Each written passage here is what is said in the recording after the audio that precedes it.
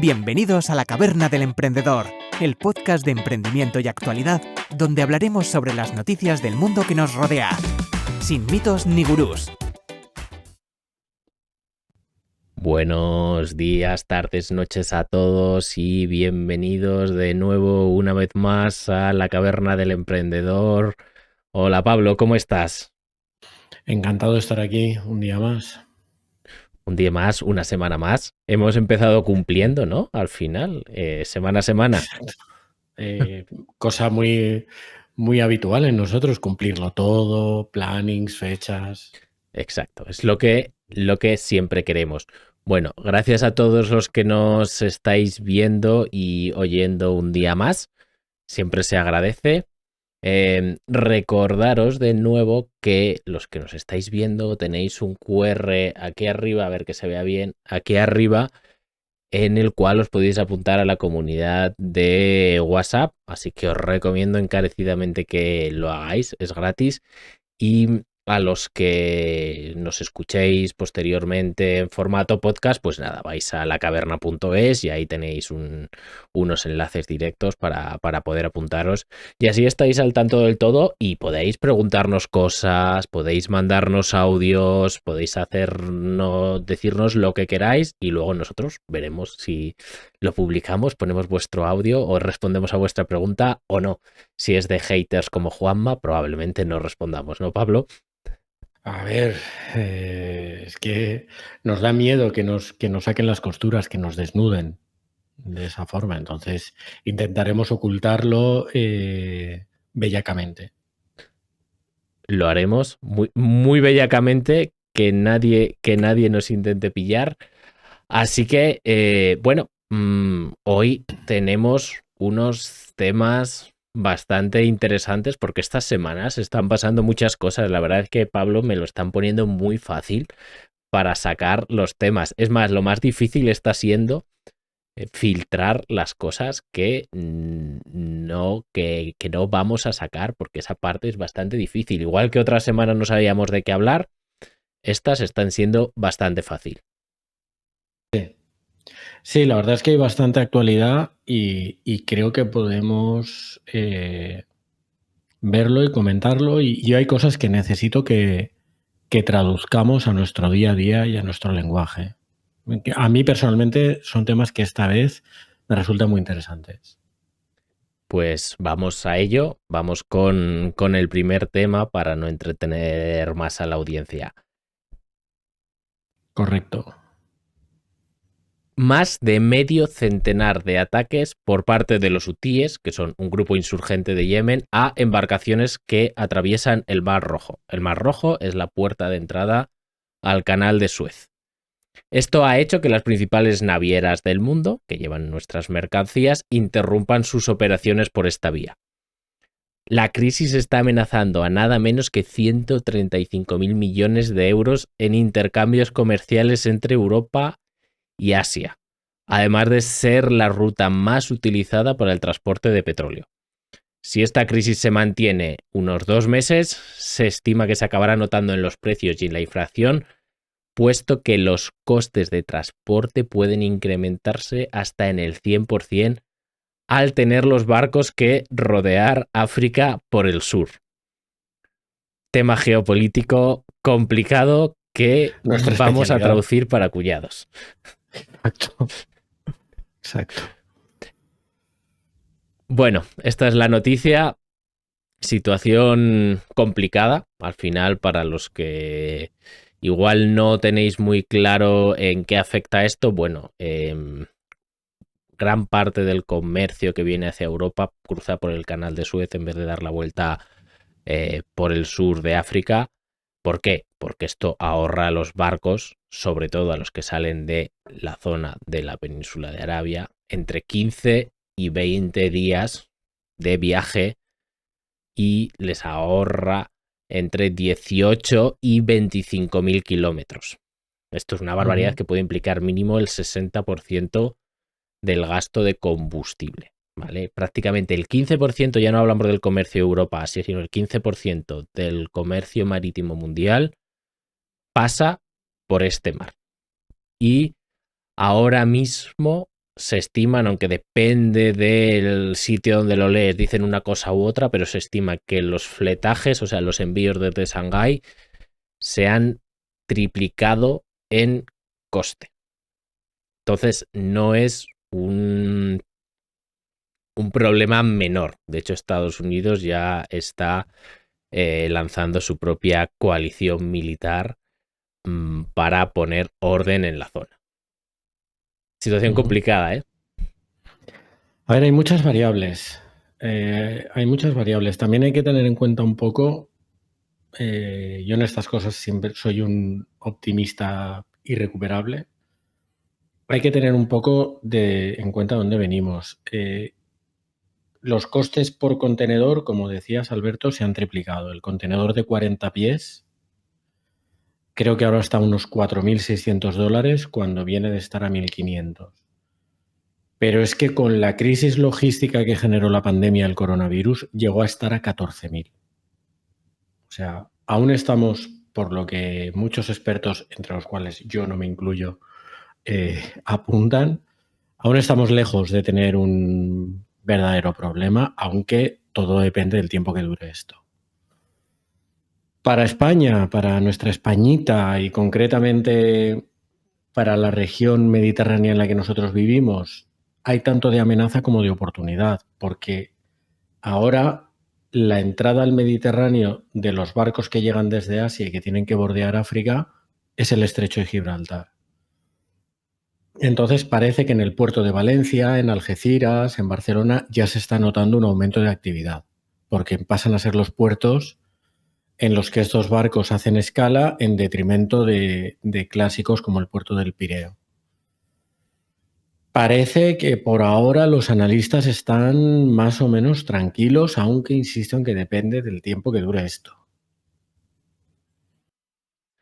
Lo que tú bien dices, depende del tiempo que dure esto. Al final, es verdad que con la crisis del coronavirus, aunque no sé si debería decir esta palabra para que no nos bloqueen, y toda la política de cero COVID de China, donde cerraban prácticamente China, como tú muy bien comentas, los costes de transporte se multiplicaron por muchas veces y eso fue parte además de todos los problemas de desabastecimiento en tema chip que en principio parecía que se habían solucionado. No era solo por un tema de transporte, el tema de desabastecimiento. Pero claro, esto es un poco como despertar de los peores sueños, ¿no? Acabamos de salir de una, luego llegó una guerra, luego otra, ahora esto.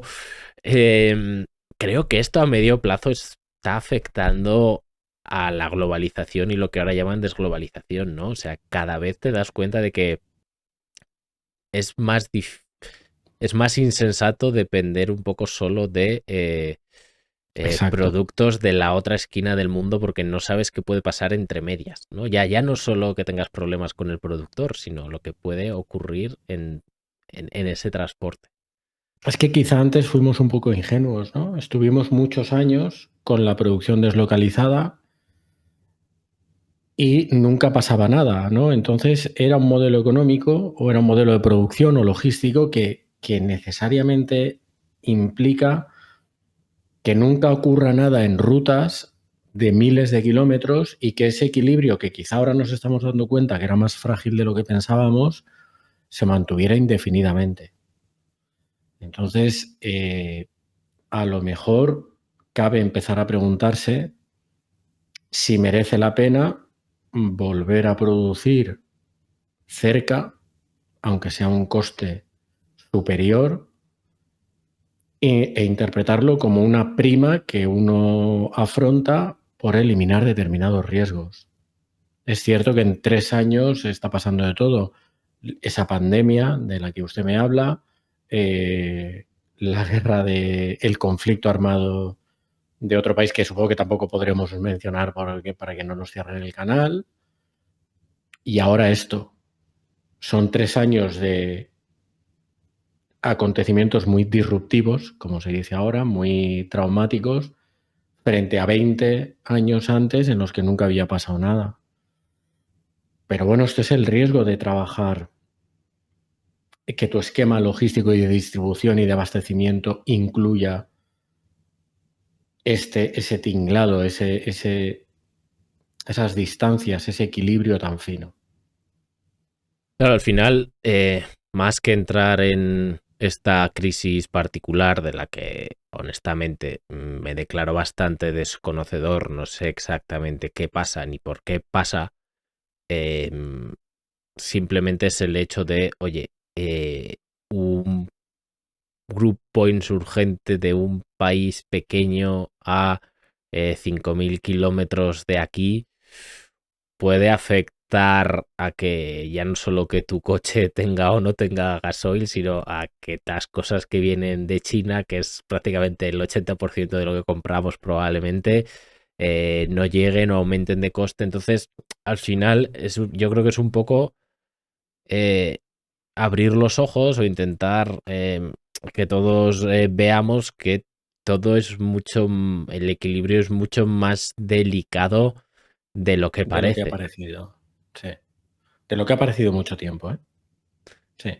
Correcto, ahí hay un equilibrio que se sostiene, que bueno, que no pasaba nada porque todo se sostiene, pero que una ruptura, como hablan en las redes eléctricas, ¿no? Una ruptura del 2% de la red eléctrica deja sin luz a todo un país. Pues bueno, aquí estamos viendo lo mismo, ¿no? Un pequeño problema en un punto particular, puede afectar a el 15% del comercio mundial. Entonces, Sí. claro, es un poco abrir los ojos sin meternos mucho más en lo que es esta situación. O sea, ya a partir de ahí podríamos hablar, si hubiésemos tenido más tiempo para informarnos de por qué se están quejando, por qué están atacando a barcos.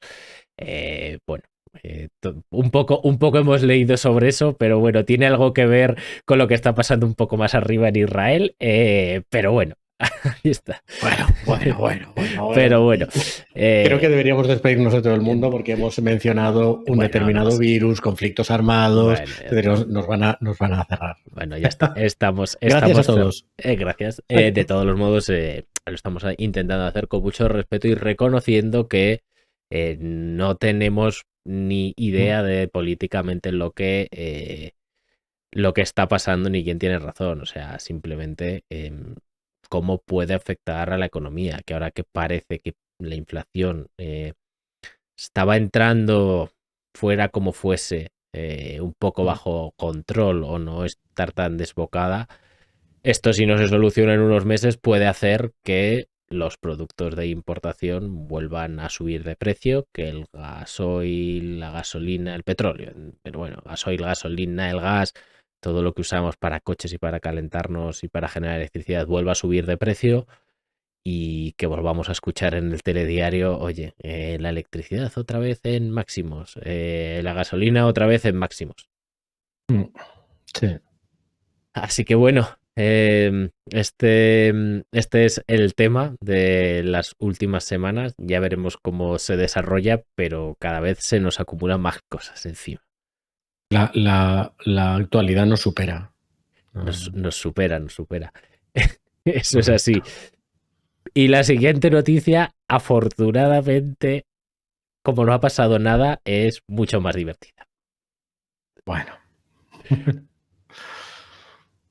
Puerta por los aires. Crisis reputacional. La cotización y la reputación de Boeing se termina de hundir tras el incidente de un avión 737 MAX 9 que estaba operado por Alaska Airlines y que perdió parte del fuselaje en pleno vuelo en Estados Unidos. En concreto, lo que perdió o lo que salió volando fue un hueco que estaba destinado para albergar una salida de emergencia.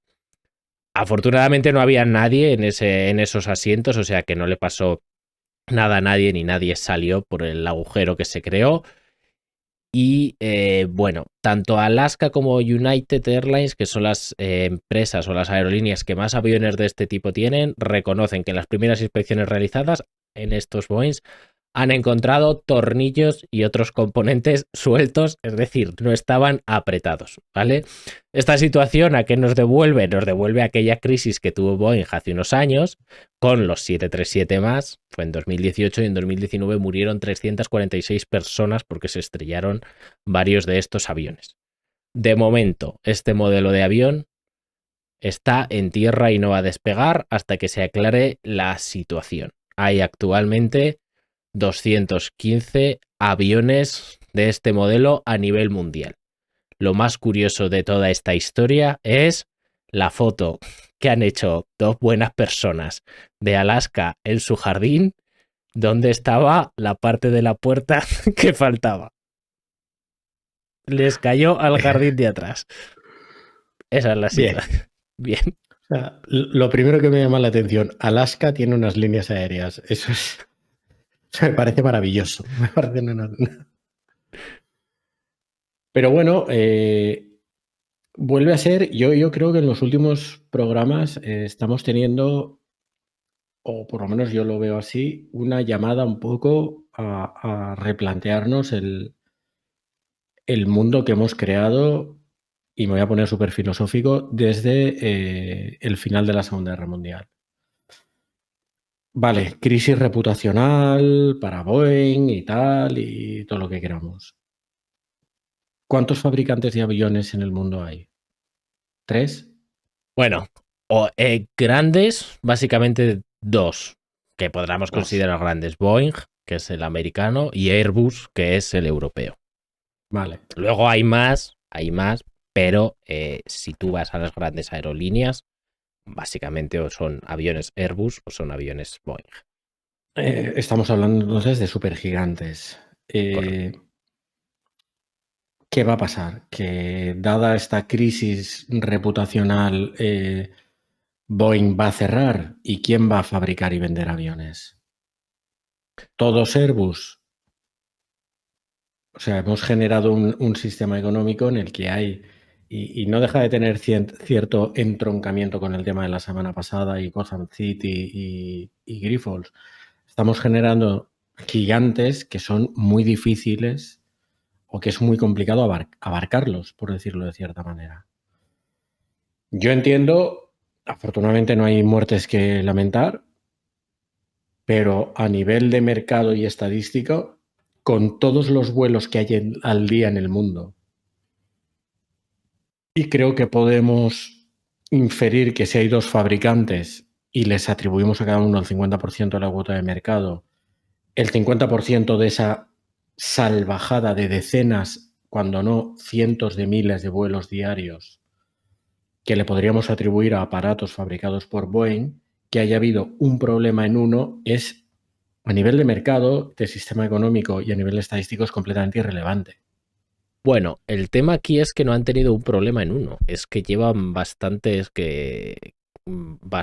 casos, sobre todo con este modelo de avión, o que bien como el de Malaysian Airlines desaparecieron o que se han estrellado, y sobre todo con este modelo de avión. Entonces ya estuvieron parados bastante tiempo este modelo de avión y ya ha habido más quejas de problemas en la calidad. Estoy de acuerdo contigo en que Boeing no va a desaparecer. Ha perdido el 20% de la cotización de $249 el día 5, que fue el viernes antes de que pasase esto, creo que pasó el lunes, a lunes 8, a 200 euros a cierre de ayer. O sea, ha ido perdiendo cotización según se han ido sabiendo más cosas. ¿Cuál es el problema? La realidad es que al final Boeing es una empresa muy apoyada por Estados Unidos, igual que Airbus está apoyada por Francia, por Alemania, por España, que han querido crear un consorcio para generar una competencia. Entonces, Boeing no va a desaparecer. ¿Por qué? Porque a Estados Unidos no puede permitir que Boeing desaparezca. Pero sí que es verdad que llevan una racha bastante complicada y creo que fuera de Estados Unidos sí que pueden y probablemente perderán cuota de mercado, porque claro, ahora una aerolínea como Alaska Airlines, que tiene creo que más de 100 de estos aviones, ¿qué hace en este punto? Es decir, los tiene parados, no los puede sacar, puede ser un problema para ellos. Ryanair también usa estos aviones en vez de usar Airbus, porque en principio parece que son más baratos. Si hubiesen afectado a su modelo, ¿cuál sería la situación? Porque no tienen otro modelo que no sea Yo es uno. que en estos temas soy una persona súper descreída. ¿Qué creo que van a hacer? Pues habrá un protocolo de seguridad, revisarán los aviones, tal, los someterán a procedimientos. En el fondo, esperar a que esto escampe. Eso es lo que van a hacer.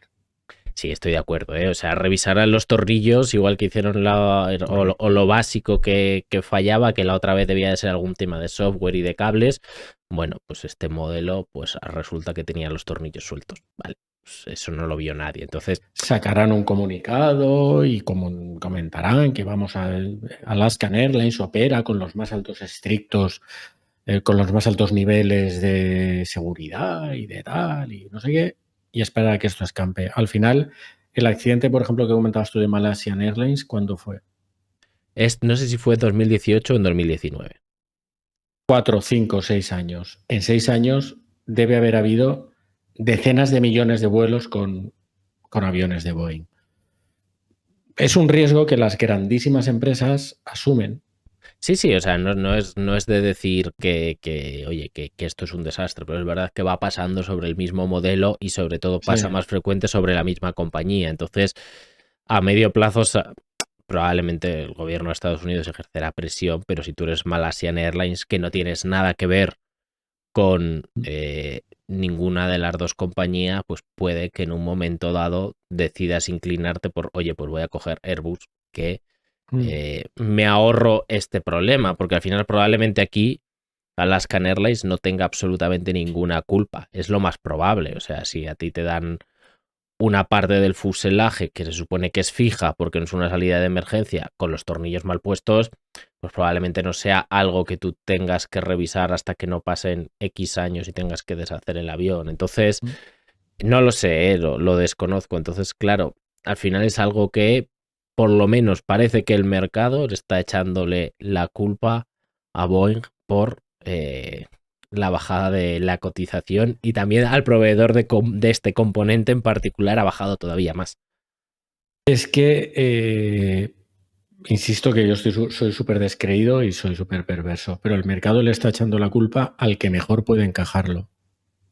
Que es decir, sí, échame la culpa de lo que quieras, mi cotización baja un 20%, dentro de un año, 6 meses, o si publican que han conseguido un contrato para abastecer de aviones a no sé quién, volverá a subir y ya está. O sea, es... Ay, no sé. Pablo, teoría de la conspiración. Muy bien, no pasa nada. Hombre, teoría de no la podemos conspiración. hacer cuñadismo así sin tirar un poco de conspiranoia. Exacto. Bueno, a mí a lo que me recuerda esta situación cuando vi las imágenes donde se veía la noche con la puerta abierta, me recuerda aquella escena de Juego de Tronos en la que le decían a Hodor, hold the door, hold the door.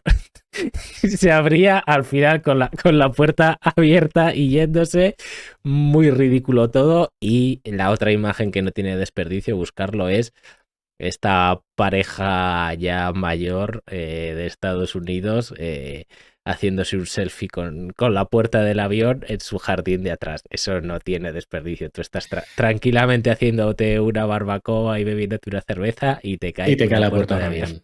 Solo en Estados Unidos. Solo puede pasar en Estados Unidos. Aprovechando esas referencias, voy a sacar una unpopular opinion.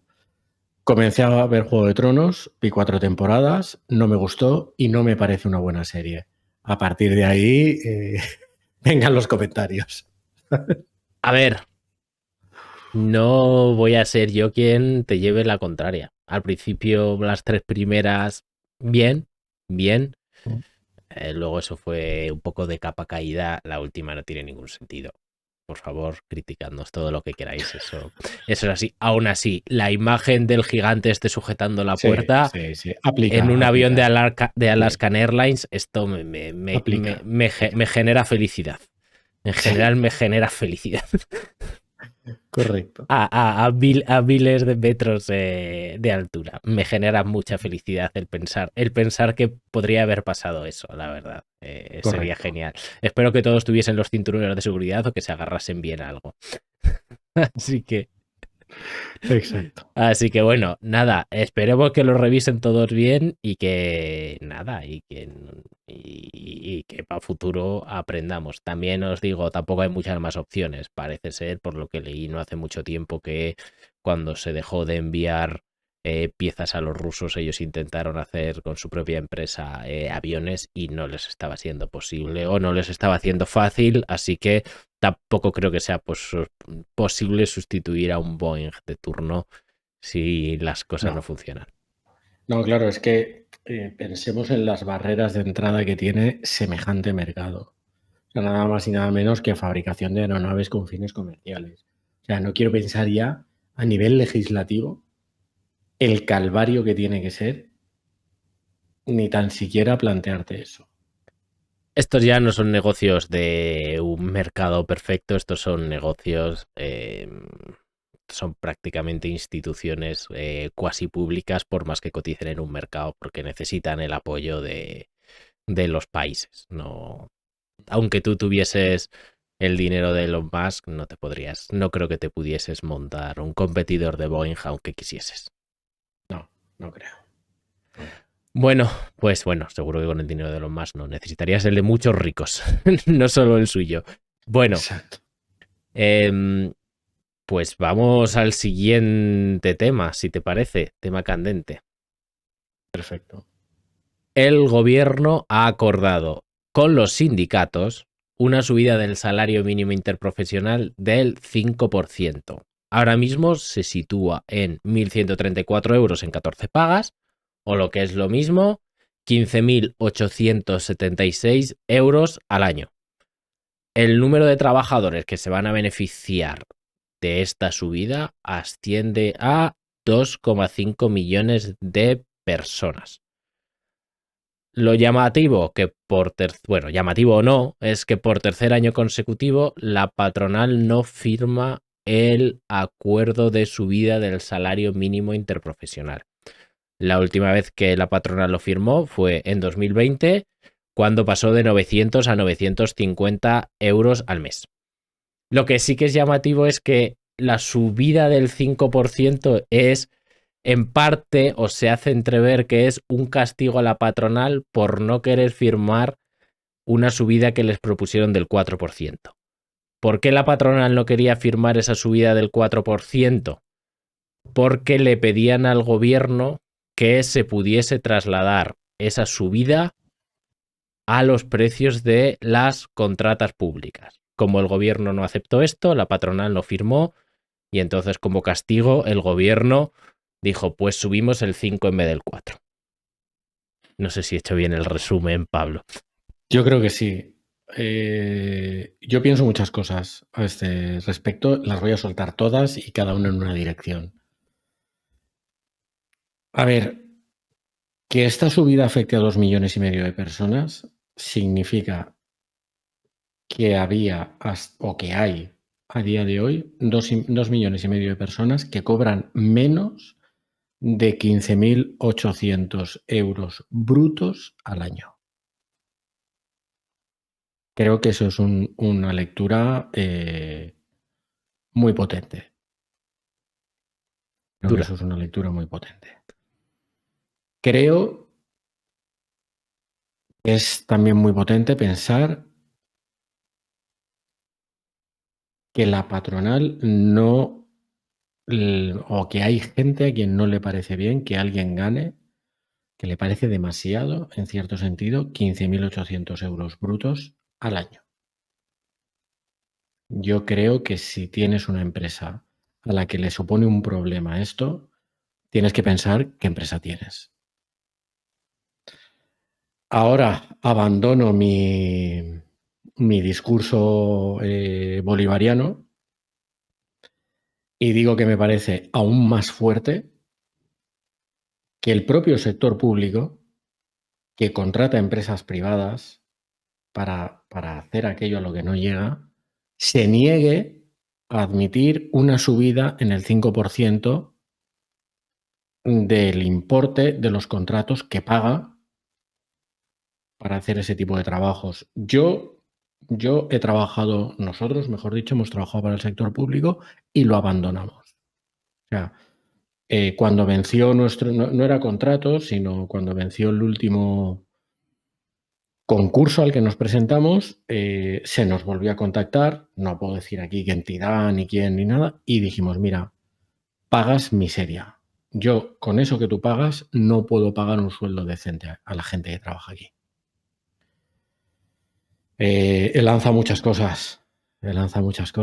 Ahora te toca a ti, Alberto. No, pero al final me gusta que yo creo que estamos de acuerdo en la mayoría de las cosas que has dicho. O sea, si no puedes pagar 15.800 euros al año por un trabajador, no sé si la culpa es del empresario, de la sociedad o de la educación o de quién es. Pero en cualquier caso, no es algo de lo que enorgullecerse.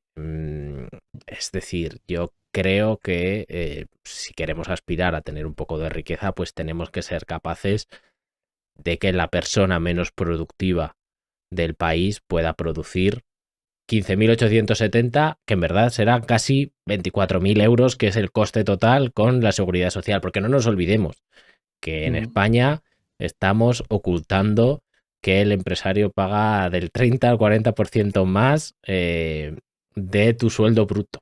¿Vale? Entonces, que todo el mundo tenga en cuenta que no es pagar 16.000 euros, no, esos 16.000 euros probablemente luego sean 24 de coste, ¿vale? Entonces, pero si alguien no puede producir 24 al año, es que algo hay mal.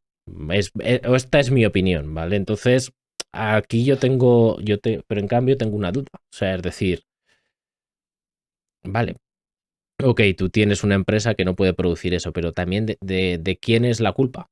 Porque igual que yo no creo que el más rico pues sea el más rico por su propio, única y exclusivamente por su propia actuación, sino que cualquiera de los multimillonarios se vaya a Ghana e intente ganar lo mismo, y entonces veremos si también la sociedad le ayuda a ser así de rico o no, o si en Ghana se hiciese igual de millonario, encantado, perfecto, o sea, es decir, es todo mérito tuyo, pero si no, que no será el caso, pues que quiere decir que la sociedad también tiene algo de culpa en que te vaya bien. Ahora, entonces yo tampoco creo que le puedas echar la culpa del 100% de que a su empresa no pueda producir eso, porque creo que es un tema de estructura productiva. Dicho esto, porque yo creo que el salario mínimo pues no es algo brutal lo que están planteando subirlo, creo que es una medida básicamente política que queda muy bonita, pero yo qué sé, como si quieres poner 40.000, me da exactamente igual. Aquí, si no haces a la vez una actuación en la que pongas las bases para que las personas puedan producir más de ese salario mínimo interprofesional, o sea, sean productivos por más de ese salario mínimo interprofesional, da igual, o sea, es decir, estás cambiando un número y estás engañando a la gente. Voy a recuperar un dato del último programa en el que además lo he escuchado y cometí una errata. Yo hablé del nivel formativo de las personas de la población activa en este país y mencioné 2013. No era 2013, era 2023. Me equivoqué al decirlo. A 2023, la mayor parte de las personas en edad productiva en España tienen formación escolar, media o tocando las últimas partes de la formación escolar, entiéndase bachillerato. Hasta que eso no cambie y tengamos una población más formada y por lo tanto más productiva, y por más formada, y hay que ser realista con la gente, no me refiero a que estudie o se dedique a lo que le gusta. O sea, a mí me parece muy bien que uno quiera ser project manager, pero más formada me refiero más productiva. Hace poco vi un alegato de una figura política también en contra de, pues no tenemos por qué ser productivos, no tenemos, pero esta persona es funcionaria, con plaza en propiedad, como se suele maldecir. Que alguien así, en esa situación, que un político te hable de lo poco necesaria que es la productividad, es como que venga Mancio Ortega y te diga que el dinero no hace la felicidad. ¿Vale? O sea, el dinero no hace la felicidad a menos que seas pobre, porque entonces sí que hace la felicidad.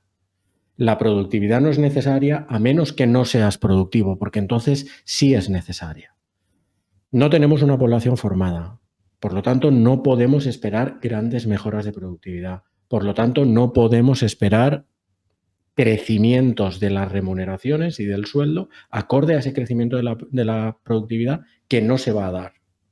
Que no se va a dar porque no tenemos gente formada. No se va a Y dar porque no.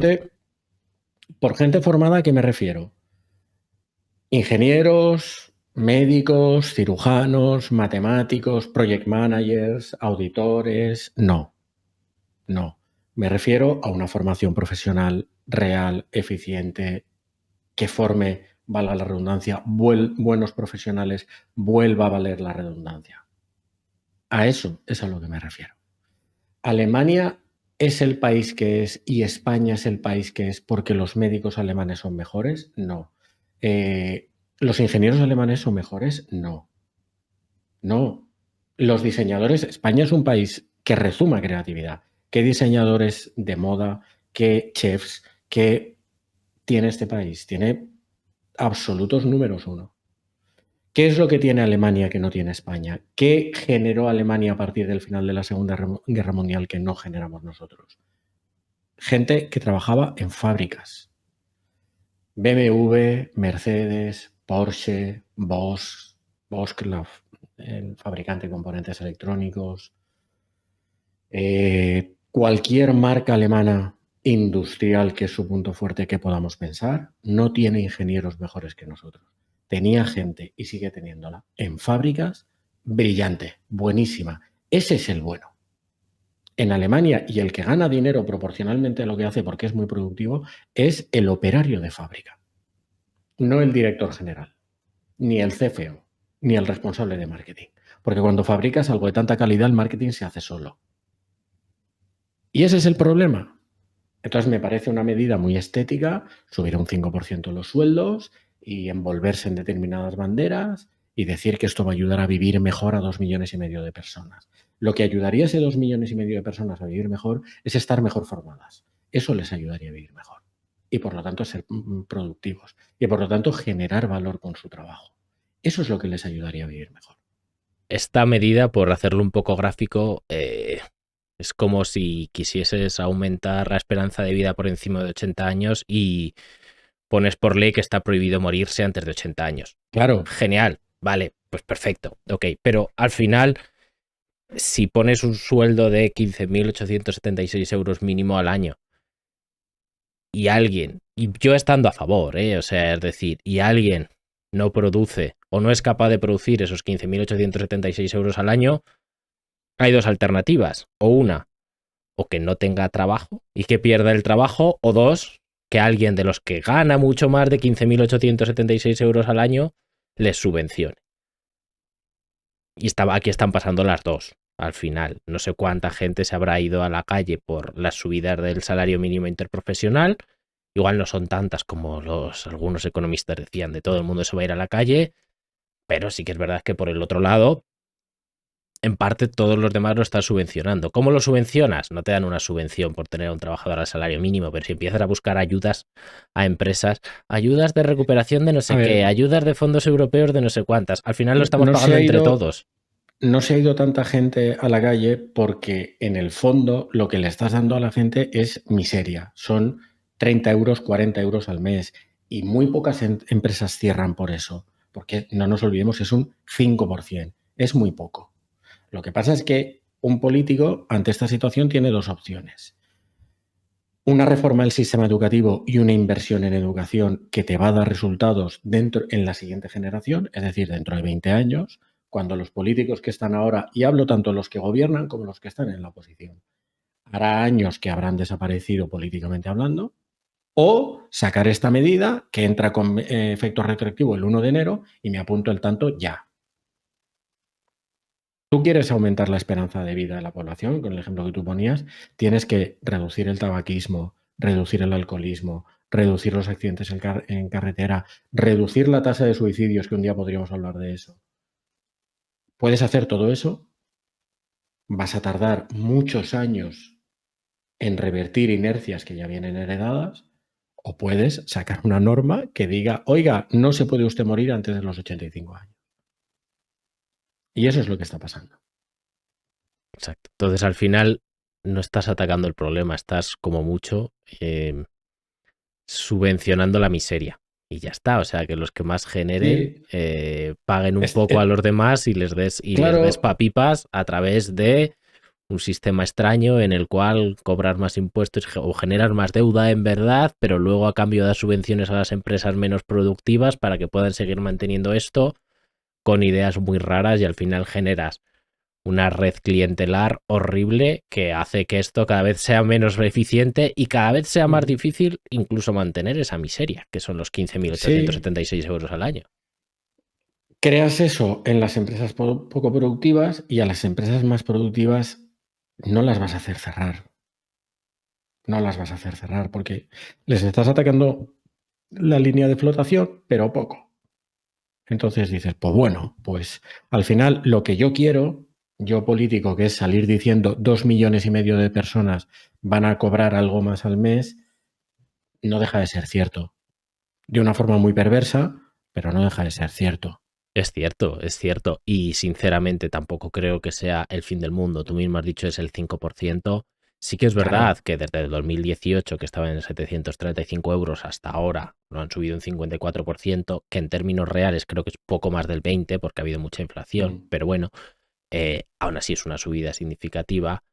Pero también es verdad lo que tú dices, o sea, tampoco creo que esto tenga que ser no, España destroza su productividad. No creo que las empresas que exporten fuera sean las que pagan el salario mínimo interprofesional. No creo que a esas empresas les afecten lo más mínimo. O una industria que venda fuera, no creo que le afecte para nada. ¿Que le afecta a los camareros? Bueno, pero es que, señor, si una persona está en Marbella, no se va a ir de Marbella porque le cueste un poco más la cerveza. Ni olvídate, ni se va a ir a Marruecos porque le cueste un 5% más la cerveza. No va a pasar. Y es que además, tampoco hace falta irse a Marbella. Cuando tú y yo quedamos y tomamos un café, si el café con leche en lugar de 1,50 cuesta 1,60, no vas a dejar de ir a tomártelo.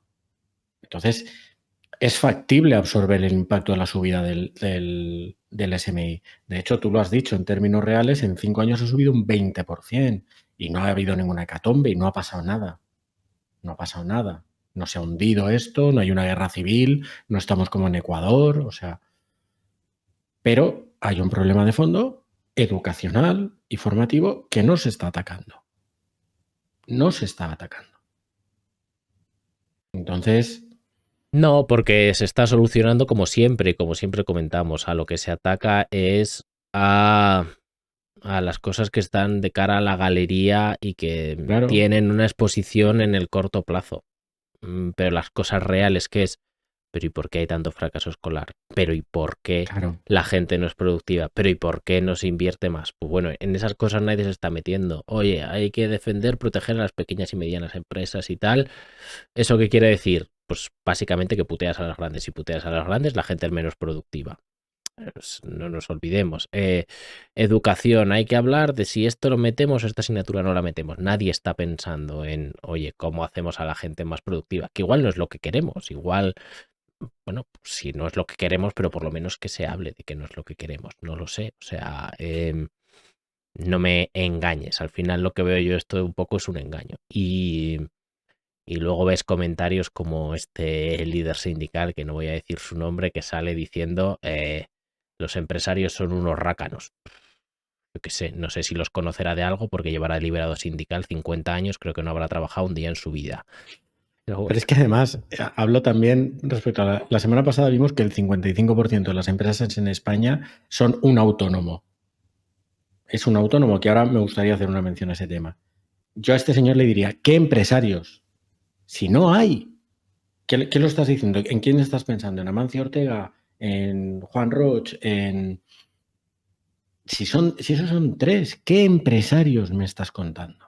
Este señor es político, yo creo que habrá trabajado 2 días en su vida probablemente, porque los demás ha sido liberado sindical, y con la gente que se junta es con otros políticos, que son los que están de jefes de la COE, que también son para echar a comer aparte. Entonces, uno de los principales problemas aquí es que ni los sindicatos hablan por el trabajador medio, creo yo, hablan por sus propios intereses, ni la patronal defiende realmente los intereses del Claro. empresario de verdad español, que es ese autónomo o esa persona que tiene 10 trabajadores. Defiende los intereses de los 1.000 o 2.000 socios que tengan de empresas grandes. Es que alguien se cree que gente como Rafael del Pino o los que de verdad están pendientes de esto. De verdad.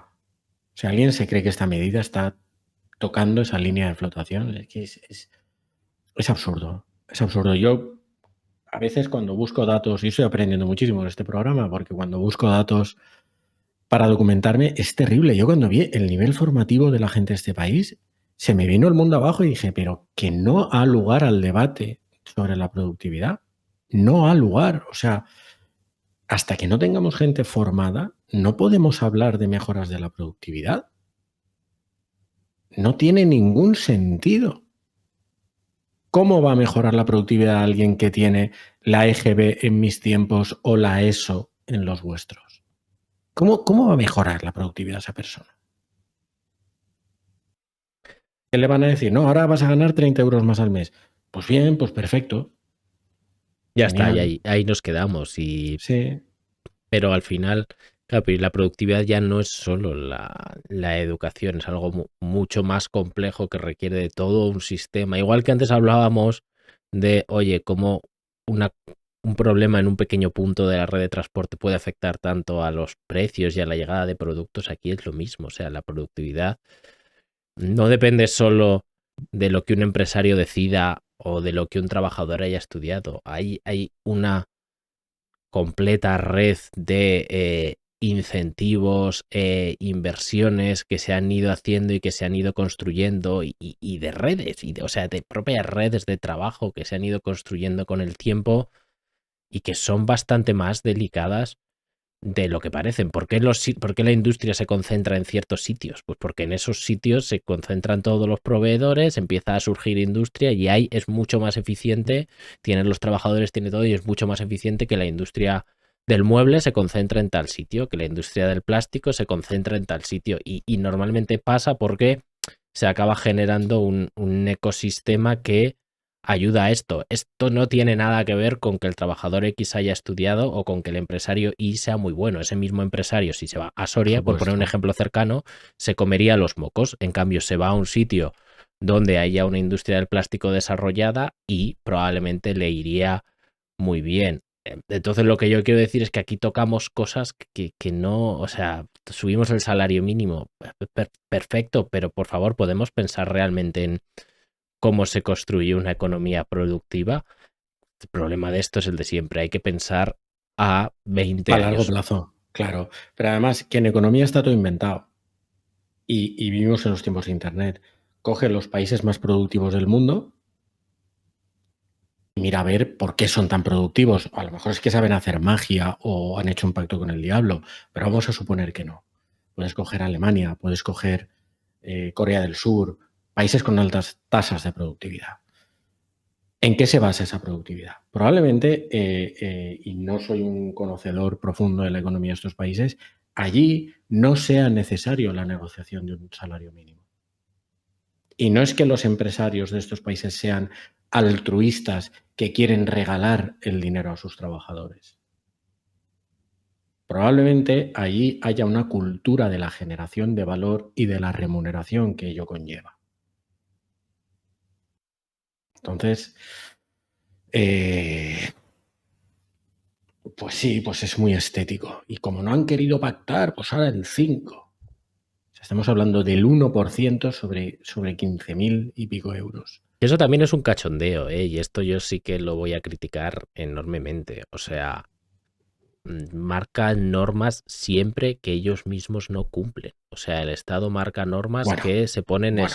excepciones. Oye, los trabajadores indefinidos, 100% de acuerdo. Ah, pero hay una excepción para la investigación, para los profesores, para tal, para cual, que claro, estos sí que pueden ser estilo obra y servicio, porque claro, yo tengo esas necesidades. Ah, vale, espérate, o sea, es decir, que da igual que los empresarios se apañen, pero yo, mis necesidades que las conozco, yo me salto la ley. Aquí lo mismo, oye, que subo el salario mínimo un 4%, pero, señor, a mí esto de 4% no me lo apliques. Pero es que, claro, en esta vida hay una casta que es el sector público. O sea, son los patricios del Imperio Romano. Son absolutos privilegiados. No cumplen esto, pero volvamos a otro punto. ¿Qué cumplimiento de los plazos de pago legalmente establecidos tienen las instituciones públicas? Porque ahora yo no sé si probablemente a nuestros caverners esto no les interese, pero si tú pides una subvención o ayuda pública igual o superior a 30.000 euros, te exigen cumplimiento estricto, de hecho al 90%, no está claro si por número de facturas o volumen de deuda, pero al 90% de la ley de pago a tus proveedores, y si no es que eres directamente no apto para pedir una ayuda. Muy bien. Las administraciones públicas cumplen esto al 90%. No lo sé porque por suerte no estoy recibiendo, no estoy emitiéndoles facturas, pero creo que no, lo que tengo que escuchar. Entonces, es decir, yo te obligo a esto, pero yo no. Perdona, a mí no me agobies. Yo he trabajado con el sector público y lo digo aquí, el nivel de incompetencia es elevadísimo. El nivel de improductividad es elevadísimo, pero ¿qué pasa si tú eres funcionario y eres incompetente y o improductivo? La respuesta es absolutamente nada. Absolutamente nada. Pero claro, impones ciertas cosas a los que al segmento que se lo puedes imponer. Y al final se lo estás imponiendo a las pymes, que son el 95%, vimos la semana pasada, Alberto, de Sí, las depende. empresas de este Menos de país. 50 trabajadores, 95. Menos de 250, 99. Bueno, todas en la práctica. Se lo estás imponiendo a ellas cuando el Estado es el primero que no cumple. Yo, insisto, yo dejé de trabajar con instituciones públicas por esto. A mí me han hecho, y lo cuento como anécdota, rectificar una factura por una coma. Y no es una forma de hablar, estoy siendo literal. Estoy siendo literal. Por una coma. Que emitida la factura en un idioma castellano, emitida la factura en otro idioma valenciano, también había una tilde que cambiaba de ser cerrada a abierta. Estamos hablando de eso. Entonces yo llegó un momento que dije, señores, he tenido una relación comercial maravillosa, pero no ha sido esta. Y hasta luego. Además es un problema porque luego te encuentras con funcionarios que realmente hacen las cosas bien, luchan porque las cosas funcionen, se preocupan que yo me he encontrado y yo no les puedo culpar de que esa gente acabe diciendo, mira, oye, que le den a todo, porque claro, si tú ves Soy el único. que da igual, o sea, es decir, que todo da igual y que ya está, y que a tus compañeros les va incluso mejor haciendo política en vez de sirviendo de verdad para ayudar a la gente, pues ya está, haces política y sin ningún problema. Y le pasa al Estado, pero le pasa también a las empresas grandes, ¿eh? Que hacer política normalmente es mucho más rentable que trabajar. Sí. Bueno, Hay una cosa que me gustaría apuntar, nos lo han comentado en el chat y creo que es algo muy acertado. El tema de los autónomos. El régimen de autónomos en este país es, yo no entiendo cómo no estamos en la calle quemando contenedores. O sí lo entiendo, porque yo creo que los autónomos no tenemos conciencia de grupo. a eso es a Y lo que me creo, refería. Que con quién negocian la subida del salario mínimo interprofesional. Con la COE, que representa a las empresas grandes. Nadie habla de negociar con un representante de los autónomos o de las microempresas. Es decir, los autónomos no tienen un representante. Y cuando no tienes un representante y no estás organizado... Tenemos a ATA, creo que es, Asociación de Trabajadores Autónomos, y hay otra asociación que se llama Casi Igual, que me parece, como en la vida de Brian, el Frente Judaico Popular y el Frente Popular de Judea, ¿no? O sea, ¿cómo puede ser que los autónomos no tengamos por concepto vacaciones? ¿Cómo puede ser que tengamos que pagar la cuota de autónomos los 12 meses del año independientemente de... O sea, me parece increíble. Y creo que hay algo en este país que es muy transversal, y creo que es lo más transversal, que es el régimen de seguridad social en el que cotizas. Eso es lo que en muchas ocasiones te sitúa en un nivel o en una clase o en otra en este país. Y eso nos pasa totalmente por debajo del radar. Es que tú mismo has empezado con algo que es muy explicativo de lo que pasa después. Hay una asociación, creo que se llama ATA.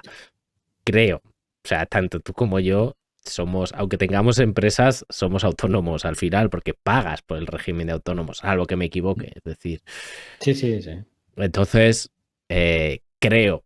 Y yo lo mismo, o sea, y tú cuando lo has dicho, ATA, has dicho, sí, es verdad, esto existía. En ningún momento se me ha planteado, o sea, me he planteado que eso existiese. Entonces, creo que es bastante explicativo de la situación. Ahí tienes la respuesta. Sí. Los autónomos creemos que hay alguien que puede representarte. Pero vamos, en ningún sitio aparece y he estado buscando información sobre el tema. O sea que... no somos solo nosotros, los políticos tampoco creo que ni los conozcan prácticamente. Vamos a hacer un razonamiento muy perverso. Ahora vamos a suponer que Alberto Bordegé es ministro de Economía. ¿A quién tendrías que tener contento? ¿A los pensionistas? ¿A los asalariados de perfil bajo? ¿Y a los funcionarios? ¿Y por qué tendrías que tenerlos contentos? Porque son los que peor viven, son los que acusan la precariedad, son los que tienes que preocuparte por ellos porque su situación es la peor. Pues a lo mejor sí, pero tú lo harías porque sabes que si tienes a esos contentos, lo más probable es que ganes las siguientes elecciones, que es realmente tu objetivo. Por eso, al final es tu objetivo. ¿Cuál es el problema? Que el que te llena las arcas no son los funcionarios, lamentablemente. Correcto. Ni son la gente, lo siento, pero ni es la gente que cobra el salario mínimo interprofesional, porque hay muchas excepciones, algo aportan, pero no son los que más aportan. Al final, las grandes empresas es el 1%. Calculamos que grandes de más de 250 trabajadores había unas 5.000. Habrá más en España, ¿no? Por mucho que generen, tampoco lo generan todo. ¿Quién genera el dinero? Las pymes y los autónomos es quien genera los impuestos en España. Tenemos el foco muy distorsionado. Hablamos también la semana pasada de Ferrovial. Todo el mundo, Ferrovial se va a Holanda, Ferrovial se va a Holanda. Pues adiós. Si es que Ferrovial no es significativa en la economía española. Una empresa que además, con toda la legalidad del mundo, ya tenía una planificación fiscal que le ahorraba muchísimos impuestos en España. Es que ni siquiera estaba pagando una cantidad de impuestos significativa en España. ¿Por qué nos echamos las manos a la cabeza? Porque se va a Ferrovial. Cuando yo empecé a trabajar en auditoría, que fue la época que se pusieron de moda las SICAVs, y yo he auditado SICAVs, y todo el mundo te decía, no, claro, pero es que hay que cuidar esto porque estos son capitales que se pueden ir. Pero si no pagan impuestos, ¿qué más da que se vayan? ¿Qué más da? O sea, no es esa al que debemos cuidar. Debemos cuidar al que estamos maltratando.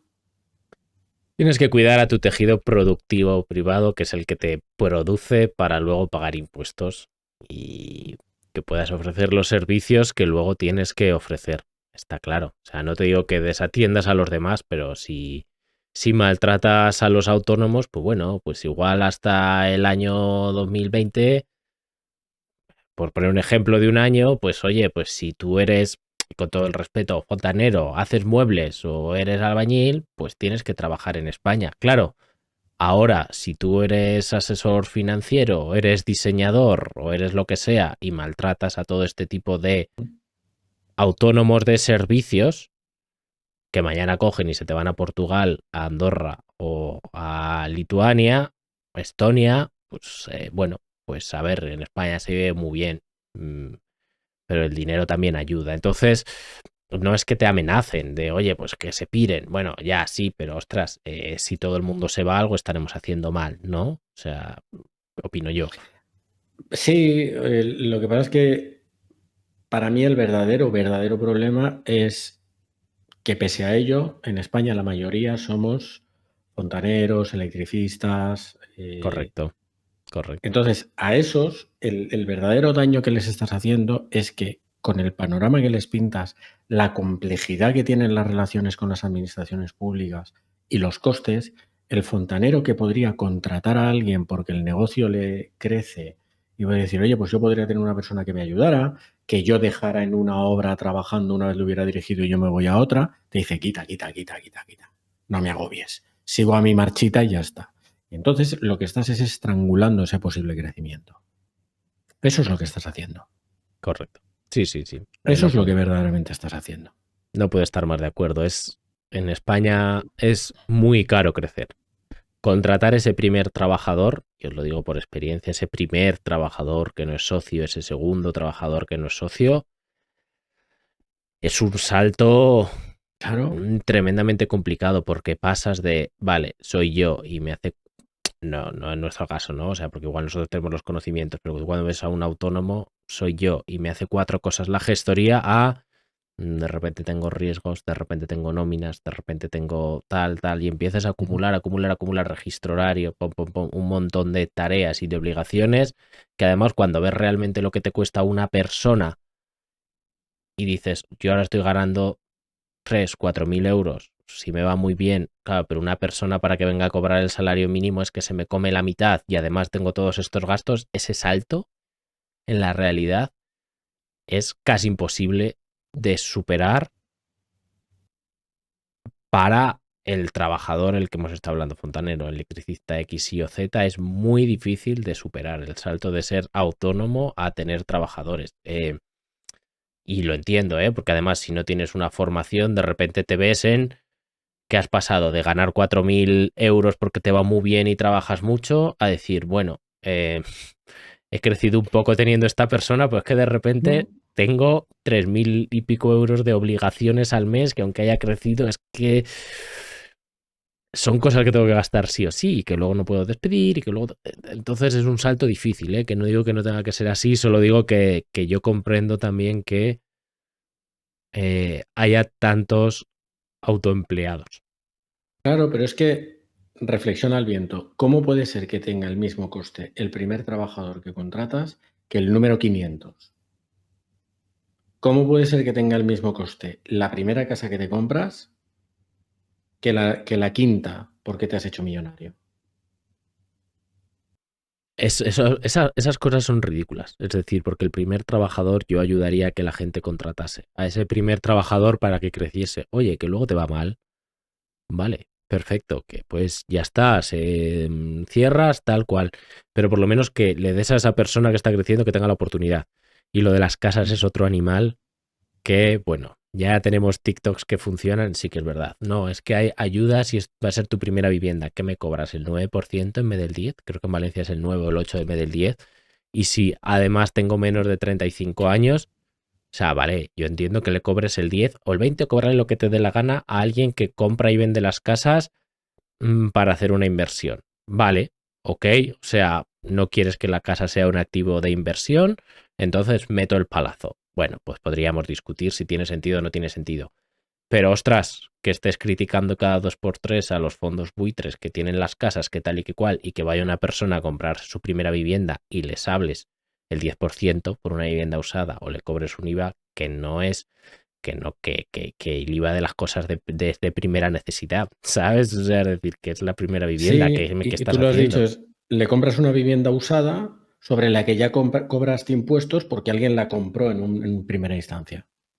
Entonces, Claro, el mismo bien te va generando, es una hucha, eso no es una hucha para el Estado.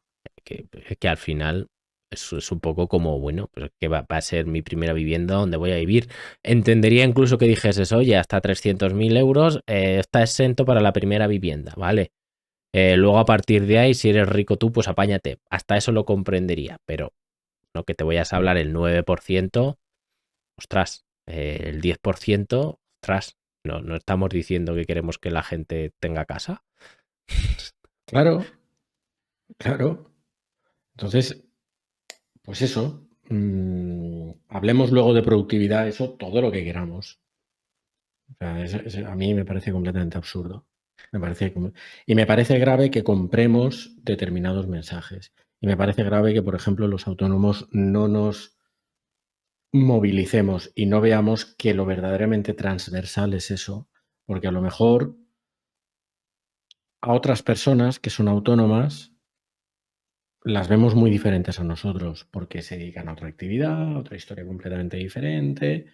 Y en el fondo, lo más importante es lo que tenemos en común. Y es cómo nos trata el Estado. ¿Qué lugar nos asigna? ¿Qué espera de nosotros y qué nos va a dar? Eso es mucho más, insisto, transversal, mucho más común y mucho más general para todos que muchas otras cosas que hoy en día están mucho más en el foco. Nosotros mismos lo notamos, Alberto. O sea, cuando tú y yo empezamos a tomar relación profesional, nos veíamos como algo diferente uno del otro. Joder, en el fondo, o mejor dicho, en lo que importa, somos exactamente lo mismo. Exactamente lo mismo. Y hemos generado los mismos patrones de conducta. Bueno, después de este gran discurso digno de Martin Luther King, en el que todos somos iguales, he tenido un sueño, todos somos iguales, vamos a pasar al siguiente tema, también muy interesante, ¿vale?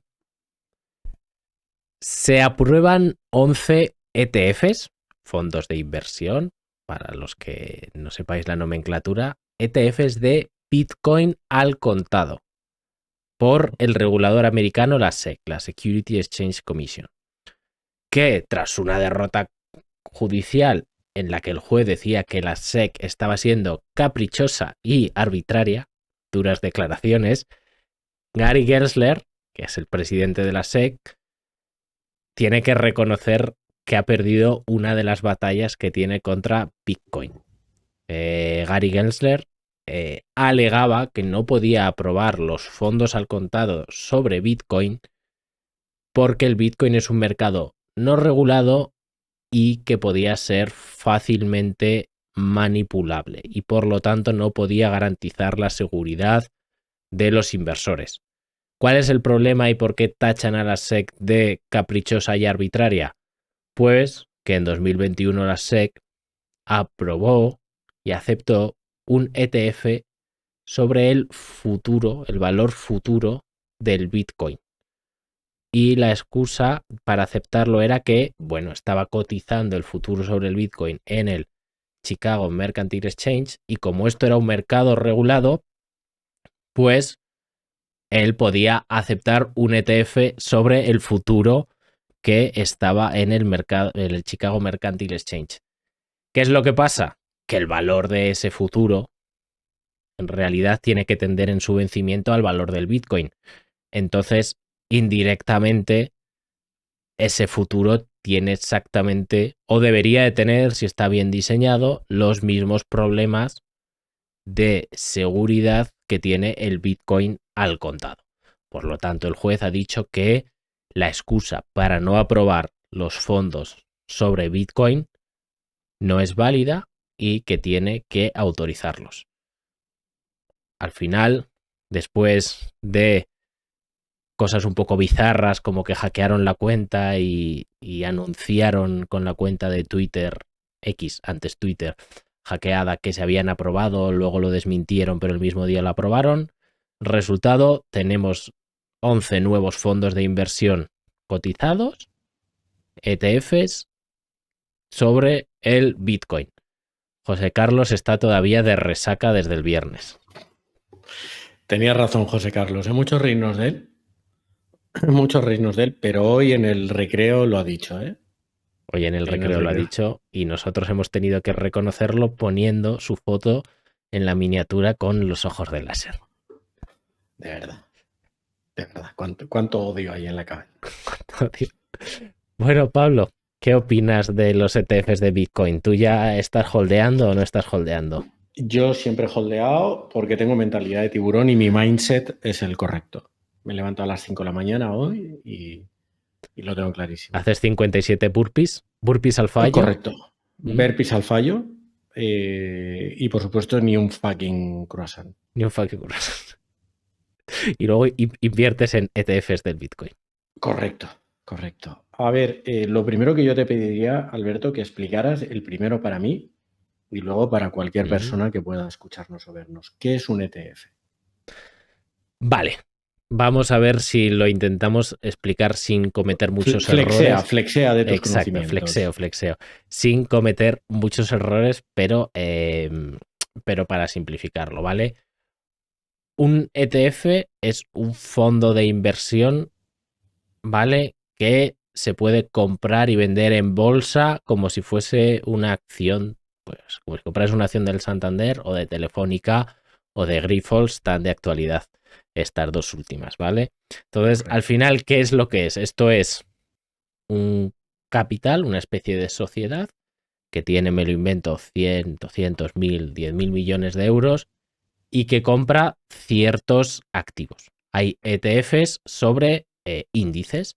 Entonces, por ejemplo, un ETF sobre el IBEX compraría en el porcentaje que corresponda las 35 acciones del IBEX 35. Pues si el Santander corresponde al 10%, el 10%, si Telefónica corresponde al 15%, el 15%, y eso sería el fondo. Sería un contenedor donde hay un montón de acciones. Y entonces luego ese fondo a la vez se divide en participaciones, acciones, llámalo como quieras, pues 1 millón de participaciones o 100 participaciones para hacerlo más sencillo. Entonces cada persona que tenga una participación de ese fondo tiene el 1% de ese bloque de acciones.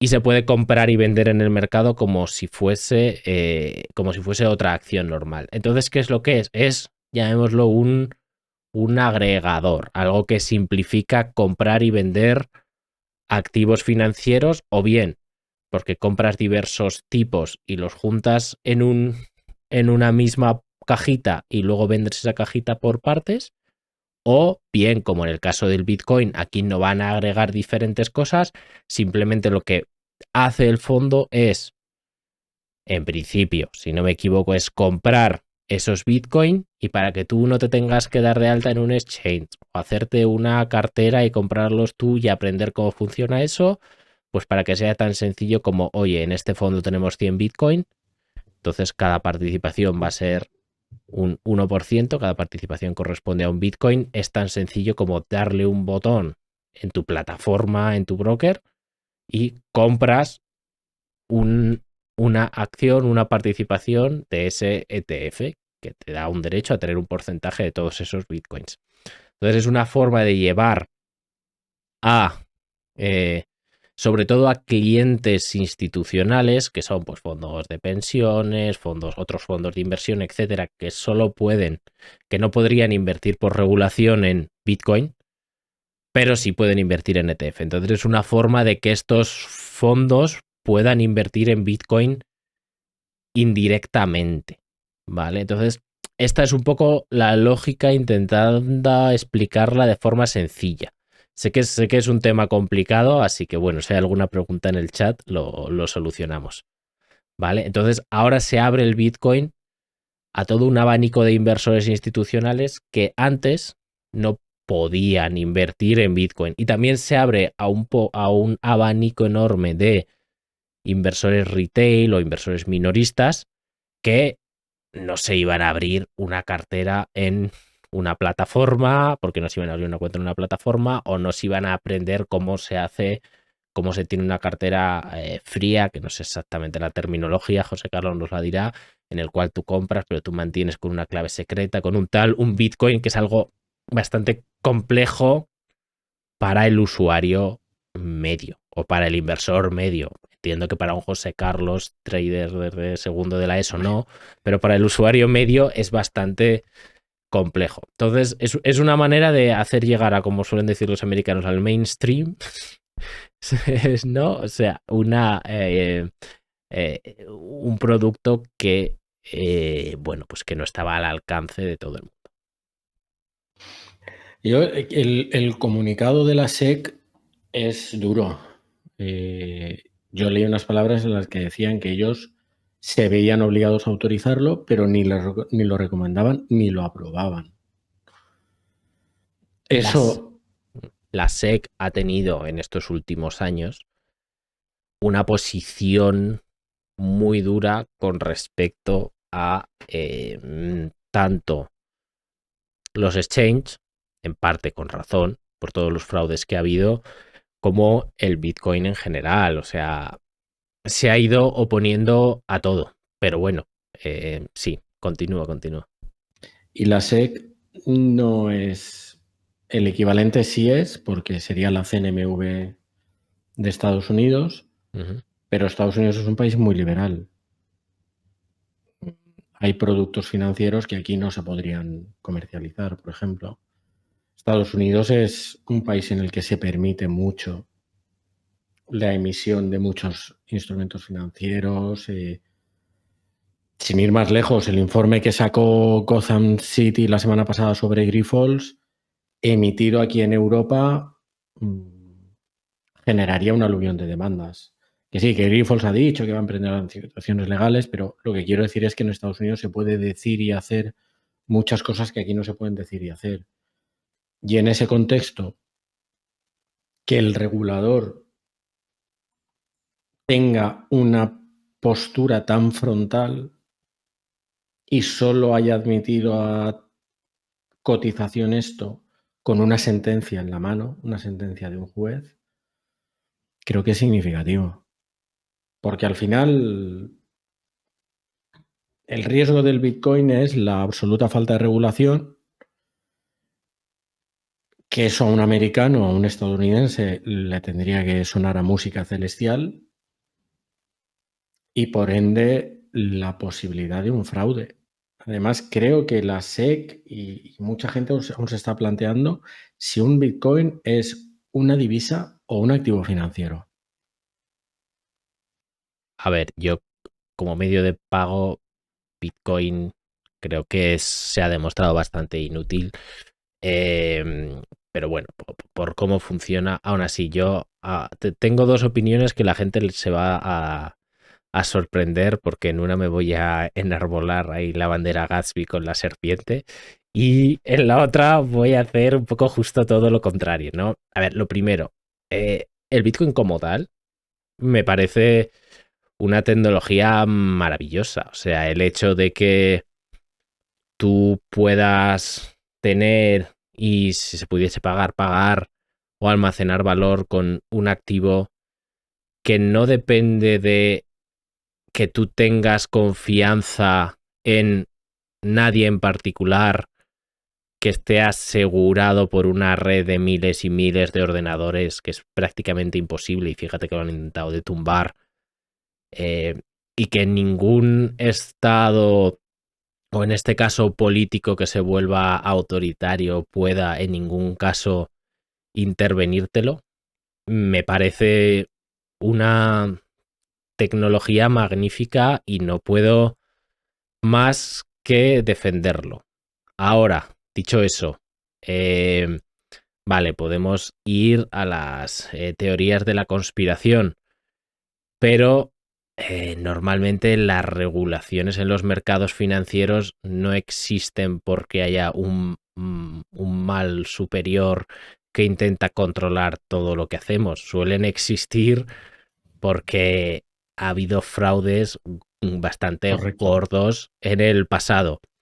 Entonces, claro, a mí la gente que dice no, pero en este caso el Bitcoin no, pero cuando se pusieron de moda las Initial Coin Offerings, que es básicamente como sacar acciones, pero utilizando la tecnología blockchain, ¿no?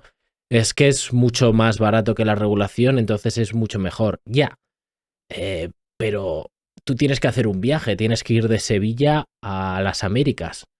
Puedes ir con la Marina Real, que es muy caro, pero tienes 50 buques que te están protegiendo y están mirando que todo está bien, o te puedes meter a un barco de piratas a ver si llegas, cómo llegas, o si no acabas de esclavo en África. Entonces esto es un poco lo mismo. Al final es como, hombre, sí, el Bitcoin está cogiendo volumen, está haciéndose más seguro, cada vez es más difícil cambiar, cambiar su valor por gente, por el inversor medio, ¿no? O sea, creo que cada vez es más complicado, pero todavía no es imposible, y con otras criptomonedas ni mucho menos eso. O sea, FTX, o sea, ha habido una cantidad de fraudes en el que la gente se queda sin nada brutales. ¿Por qué? Porque no hay regulación. Entonces, yo comprendo muy bien a el director, el presidente de la SEC, que dice: es que, señores, yo no sé quién tiene Bitcoin, no sé cómo se vende, no sé en qué puede pasar ni qué se puede hacer, porque no puedo tener ese control. Entonces, ¿qué queréis que haga? ¿Que autorice esto? Es que, claro, me juego el cuello. Es decir, si luego de repente todo el mundo que está metiendo en los ETFs autorizado por mí pierde el dinero, claro, pues es culpa mía. Entonces, yo, como presidente de un regulador que tiene que velar por el interés de un inversor, de los inversores, no puedo aprobar esto porque no tengo suficientes garantías de poder regular esto. Yo creo que así de simple. Lo que sí que me explota la cabeza es que aprobase el ETF sobre el futuro de Bitcoin, porque eso no tiene absolutamente ningún sentido. Alguno tendrá, alguna razón tendrá, porque dice que son entidades reguladas y que probablemente no lo pudiese bloquear.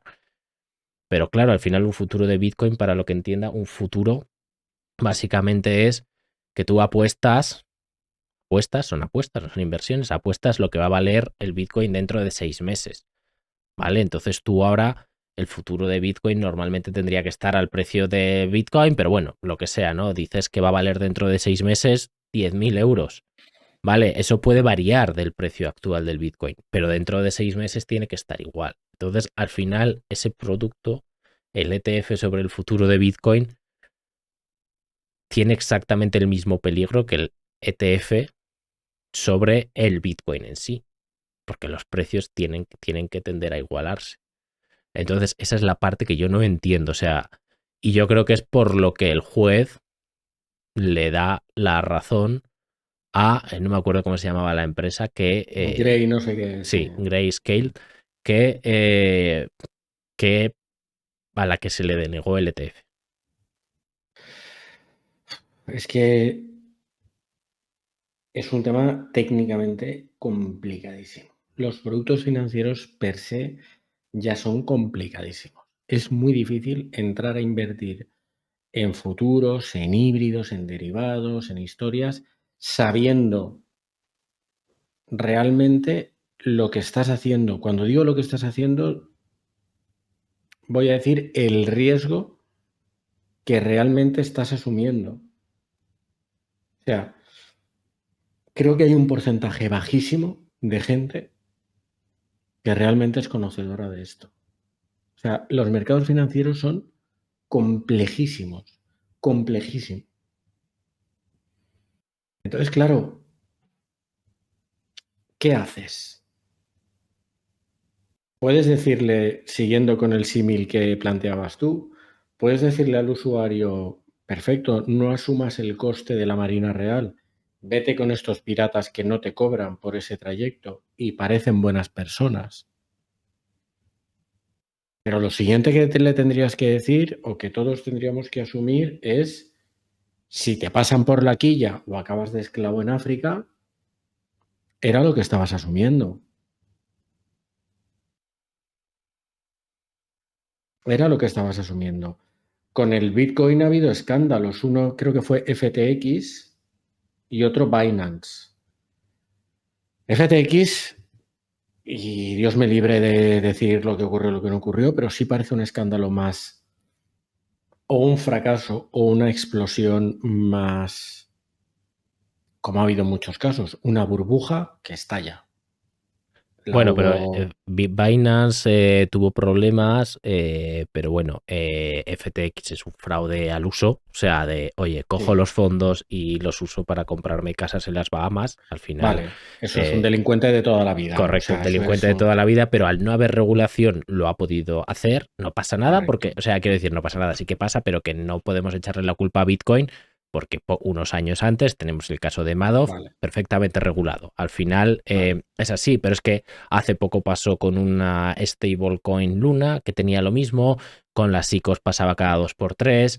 Es decir, hay escándalos, escándalos y escándalos. ¿Y por qué? Pues porque no hay una regulación. Luego dices, sacar a bolsa una empresa cuesta mucho dinero.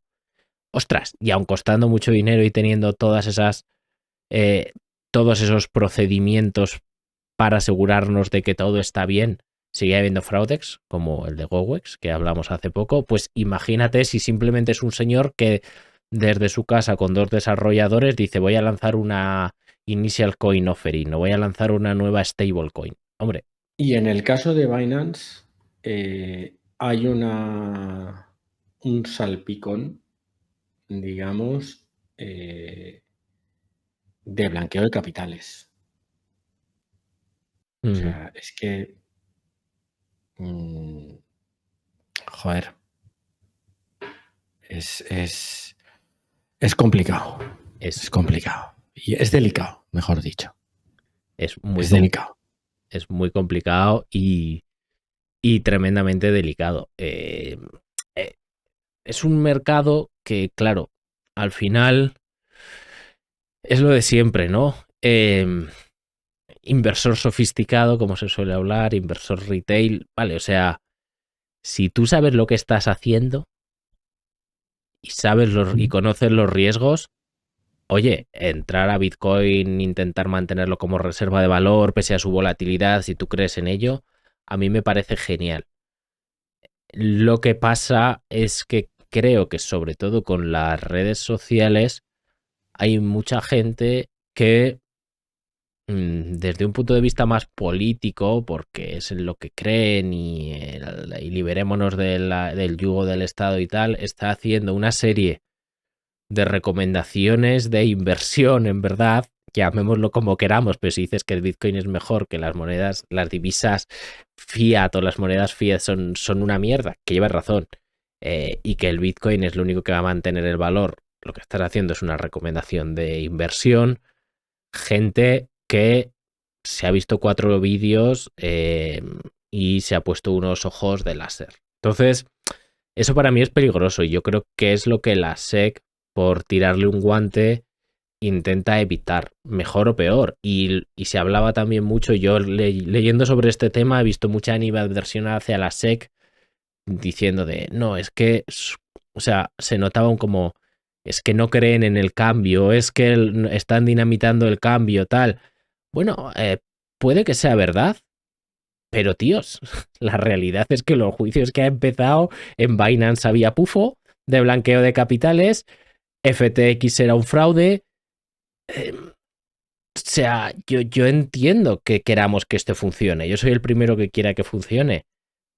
Pero, tío, la realidad es la realidad. O sea, está habiendo muchos pufos con el Bitcoin. Con cosas, con las criptomonedas, no con el Bitcoin. Entonces, no le puedes pedir a un regulador que lo apruebe porque a ti políticamente te interese. O sea, él tiene que defender al inversor medio, que no eres tú que estás todo el día en la red, que son Manolo y Pili. Correcto. Y José Carlos. Bueno, José Carlos es de los que está ahí haciendo trading con el aguinaldo, pero Manolo y Pili no tienen ni idea de qué va esto. Entonces, no, o sea, lo que no quiere la SEC es que en el banco le puedan vender un ETF de esto hasta que no entienda realmente cuál es el valor de este activo y cómo funciona este activo. Y esté seguro, el presidente de la SEC, de que eso es seguro para un inversor minorista. Sí. Sí. A ver, es bastante delicado y es un poco donde encontramos la horma de nuestro zapato. O sea, se intenta generar información en el mercado, información fiable, información que en muchos casos se contrasta, y aún así hay Bernie Madoff de turno que, como dominan el sistema, son capaces, por lo menos durante un tiempo, de eludirlo. Si eso ocurre con sectores o con productos mucho más tradicionales, el riesgo con algo que nadie controla y nadie sabe muy bien dónde está, ni qué ordenadores generan y producen bitcoins, es muchísimo más alto. Entonces, a mí me parece muy bien postular a favor del cambio. A mí también me parecería una tecnología, me parece una tecnología maravillosa, pero si empujamos tanto por ese lado, creo que deberíamos ser conscientes de qué riesgos estamos asumiendo. Pues ahí está la cuestión. Esa es la cuestión. Creo que es el problema principal de la SEC. Al final los reguladores tienen que ser un poco cobardes porque están protegiendo a las personas con menos conocimiento. Creo que el hecho de que sintamos que están retrasando la tecnología es un indicador de que, bueno, eso es que están haciendo bien su trabajo. No creo que a ellos les ofenda, ni mucho menos, porque al final, bueno, pues toda nueva tecnología conlleva sus riesgos. Ahora yo sí que creo que el Bitcoin, entre comillas, pues tecnológicamente es seguro porque nadie ha podido hackearlo hasta ahora y fíjate que se habrá intentado y cuanto más vale, más se intenta. Sí que es verdad que ha habido movimientos un poco raros y volatilidad muy alta, pero sinceramente yo creo que hasta que un Pili y un Manolo de Parla puedan o tenga sentido que su gestor del banco les recomiende meter sus 10.000 euros de ahorros en un ETF de Bitcoin, todavía queda. Creo que no estamos en ese punto ni está enfocado el Bitcoin de momento a esos clientes, por más que nos apeteciese que fuese así, que nos gustase que fuese así. Yo lo siento, o sea, las cosas llevan su tiempo. Hay mucha gente que aún no usa una tarjeta de crédito. Pues bueno. Nada, Pablo, si te parece vamos a ir dejándolo por aquí con estos temas tan interesantes. Muchísimas gracias a todos los que nos habéis escuchado, a todos los que nos estáis viendo, a todos los que nos habéis escrito por el chat. Ya sabéis, en lacaverna.es tenéis el enlace a la comunidad de WhatsApp y si no, si nos estáis viendo ahí tenéis un QR. También si nos estáis escuchando en plataformas de podcast o en YouTube, pues bueno, dejarnos el like, las 5 estrellitas, etcétera, etcétera, que nos ayuda mucho a seguir motivados con esto. Y la semana que viene nos vemos de nuevo. Hasta luego a todos. Chao.